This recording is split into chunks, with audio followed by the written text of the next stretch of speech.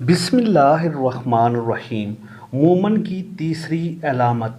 अल्लाह ताला ने सूरत अल-अनफ़ाल में मोमन की तीसरी निशानी बयान करते हुए इरशाद फरमाया, और वो अल्लाह ही पर भरोसा करते हैं।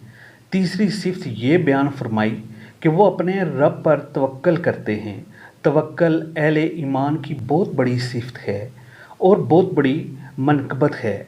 अपने सब कामों में अल्लाह पर भरोसा करना और असबाब ज़ायरा इख्तियार करते हुए भी अल्लाह ताला ही पर नज़र रखना और यकीन करना कि अल्लाह ताला ही राज़िक़ है और क़ाज़ियल हाजात है, और हम इसके हर फ़ैसले पर और इसकी तकदीर पर राज़ी हैं।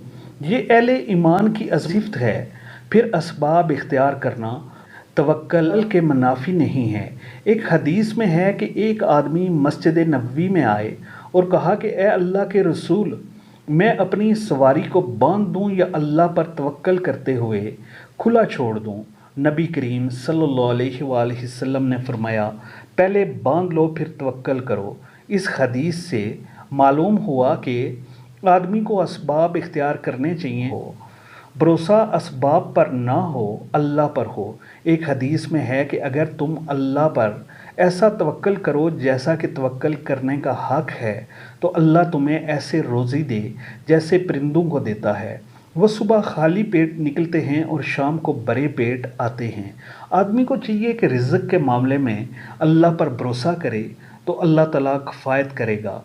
चनाचे फरमाया, जो अल्लाह पर भरोसा करेगा अल्लाह उसके लिए काफ़ी होगा। खौफ व ख़तर के वक्त भी बचाव की तदाबीर इख्तियार करे और अल्लाह पर भरोसा करे। चनाचे इरशाद है, क्या अल्लाह अपने बंदों को काफ़ी नहीं है? इस तरह बीमारियों के मामले में भी अल्लाह पर भरोसा करे और सेहत के असबाब इख्तियार करता रहे।